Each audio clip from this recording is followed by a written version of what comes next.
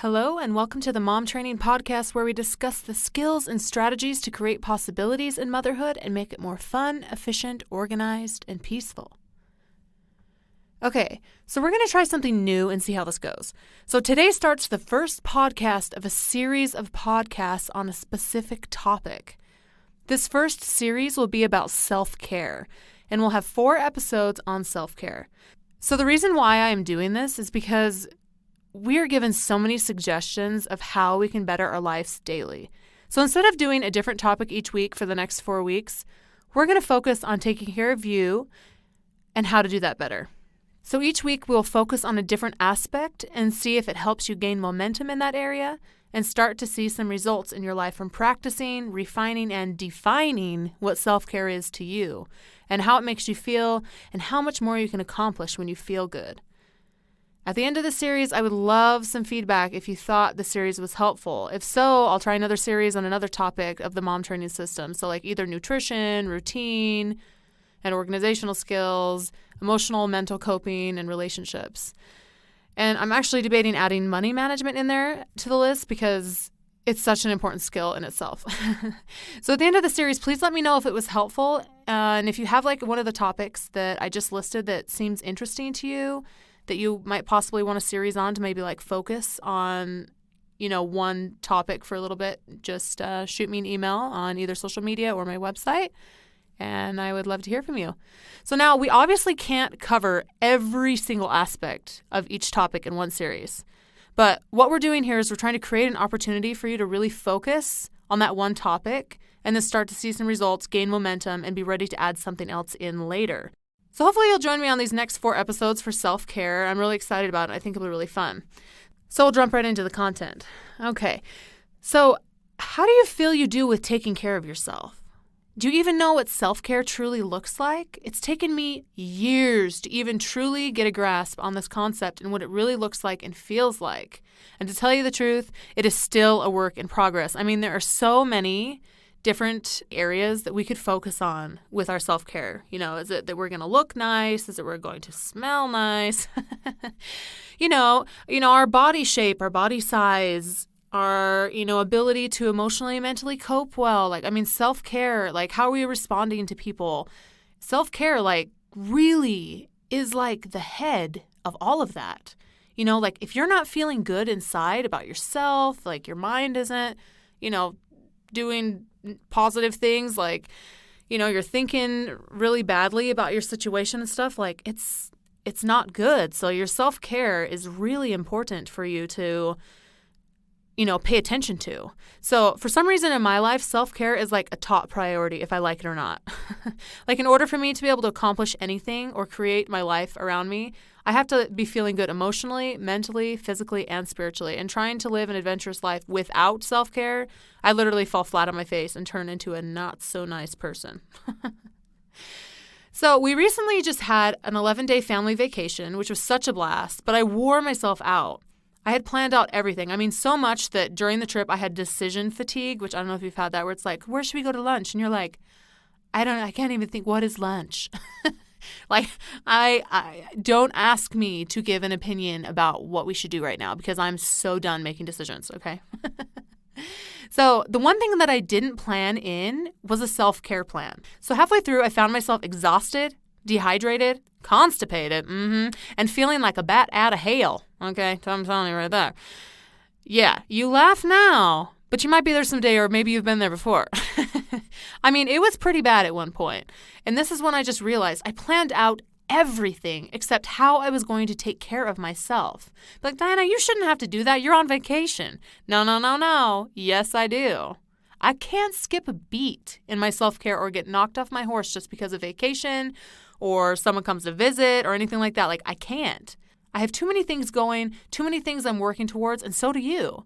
We can't afford to need a vacation from our vacation or to take off a whole week because we had someone come visit us or something new started. We just don't have time to be knocked off our self-care horse, okay? It's not worth it to run ourselves completely ragged for a week and a half or 2 weeks or 3 weeks or a month and then expect ourselves to jump right back into normal life and routine with no slowdown period.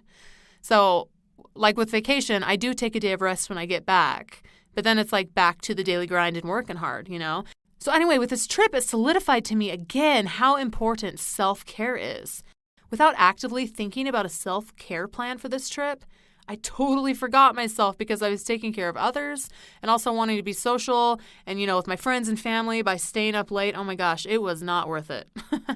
I turned into a grumpy gills and I was not very joyful, I'll tell you that much. Like a couple days there, I was like, oh my gosh, Diana needs to go to bed.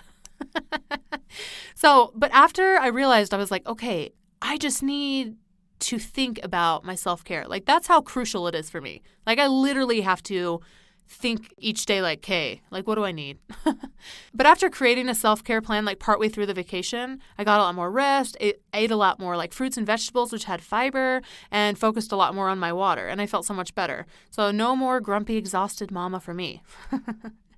So whether we're like traveling or just living like home mama life, your self-care is literally the key to organizing and balancing anything. So taking care of yourself helps your mind be clear and able to create options, effectively problem solve, and be emotionally, mentally, physically, and spiritually balanced to be able to take care of the day's challenges, changes, and surprises, which we know we have those all the time. Okay, when I talk about being balanced emotionally, mentally, and physically, I'm literally meaning the chemicals and hormones in our body are in harmony and balanced. So when you don't get enough sleep, you're nutritionally deficient, you're dehydrated, you're holding in stress, your body is chemically imbalanced. Like, it's literally a real thing. Like cortisol, that gets released, that's from stress and like wreaks havoc in your body. And then there's like serotonin that comes in and is like, oh, I'm so happy. I feel so wonderful.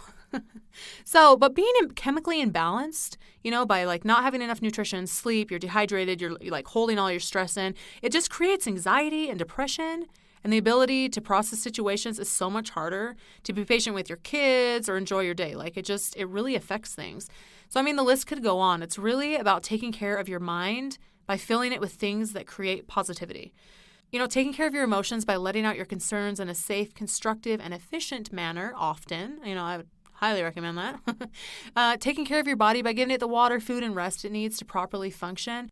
And spiritually, however that may mean to you, I believe being connected to the divine, a higher source and power, can give you purpose and hope to continue through challenging times and also give you insight into how you can take care of all the pieces around you and yourself. And all the pieces of you, like emotionally, mentally, physically, and spiritually, So being connected to the divine can really inspire you of what do I actually need? Because it's different. It's different for each person. Some person may need, more protein. Some person may need more sleep. Or, if someone, exercises a lot more, they may need like a couple extra cups of water. Like, that's why it's so important to like really tap into your intuition to figure out what do I actually need. So each piece of you is important and you need to take care of it. And it will lead you to so much more success when they are given attention and worked on. So when I'm actively working on each piece, I feel so much better. Which, depending on what's going on that week, everything may not happen, but it's doing enough consistent effort that can make us feel whole, peaceful, and well taken care of. So I'm going to give you a couple tips today that we can start kind of working on self-care and like gain a little bit of momentum as we're doing this self-care series, okay? So the first one is start being aware of what your body and soul needs. Like, you need more sleep, water, emotional processing, connection to the divine. You're the best person to know what you need. Your body will communicate to you what you need as you learn how to listen to it. You are created to be intuitive to your kids' needs, your spouse's needs, and especially your needs. So just like in the podcast before where I encourage you to see your immune system as a friend and to start communicating with it, start trying to communicate with your body, saying, what do you need, body? What can I give you to help you feel better? Start to really be aware and start listening, and your body will communicate to you more and more. Maybe a little feeling saying, hey, you don't actually need an extra serving of that food. I think you'll be okay. Just wait a couple minutes and your stomach will tell you you're full. Or, like rest is going to help you feel less stressed. Or water would be the best option to hydrate your body. However your body communicates with you, experiment with it and see how you feel. So if you don't already do it, try something new. Ask yourself, what ingredients am I needing? What can I do to feel better? And see what happens when you follow what comes through your intuition and your mind. Okay, so the second thing is you have to think about yourself in situations too. So I'm not talking about being like domineering in every situation and demanding things exactly how you want them to be. No. No, girl, no. But in each situation, thinking, what are my self-care priorities and how can I accomplish them? So like on my trip this last month, having no plans or thoughts about taking care of myself, I got so worn down so quickly. It wasn't until I started sitting down the night before and planning something out about how I would actively take care of myself to not get ran over then I felt better. So at home, I may have a higher chance of having better self-care because of practicing routine, but especially in a different environment, it is definitely a whole different ballgame and harder to take care of myself when, the kids aren't having a specific bedtime. We're not in control of any of the food that's being served. The activities, so naps are being missed. I don't have my time to myself while they nap or them at babysitters for a couple hours.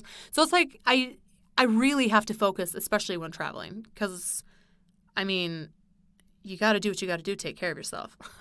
So, you may be thinking Diana, I struggle to take care of myself anywhere, and that's okay. That's totally fine. We're going to work on it the next few weeks and see if we can start to see some improvement in how you feel and what you can accomplish by feeling better. So I want you to start thinking about what you need, start asking your body and seeing what exactly do I need? What brings me joy when I'm taken care of? Is it when I've taken a shower? Is it when I've gotten enough sleep at night, when I have eaten healthy because I've planned it out? A lot of times I eat a little bit different than my family, so I'll serve my kids oatmeal in the morning, but I'll be having a smoothie for breakfast. But if I'm too distracted by something, or if I haven't planned it in or actually been okay, first I'm going to make the smoothie or first, then it's easy to get distracted and fine, I'm just going to have oatmeal, even though I really don't want to eat oatmeal right now. Oatmeal's fine, but I'm really trying to stay away from carbs right now. You know what I mean? So you have to kind of just think about what your needs are and how to take care of them. So those are the two things, being aware of what you need and starting to think about your self-care in situations. That's what we're going to begin with on this podcast, okay? And start practicing those things that you start to learn about yourself, or you already know that maybe you just haven't been practicing, bring them back into practice. And let's start practicing these and start getting momentum for you in self-care to help you feel better, help you accomplish more, and create the life around you. So if you've been a little foggy, a little more tired than usual, or lacking motivation, take a look at your self-care practices and see, are they supporting my needs and helping me create the life I want? Begin to slowly adjust those things, one decision at a time, to take better care of yourself so you can be the wife, mother, friend, person you've always wanted to be. So don't give up trying. A healthy self-care practice takes time and trial and error before you figure out what your body specifically needs. If you're really stuck in how to create a self-care plan, don't worry.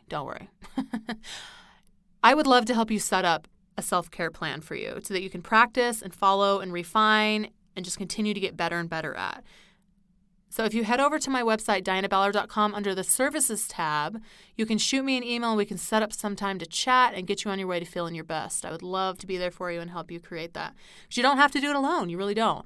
So it's not about perfection. It's not about what size you are.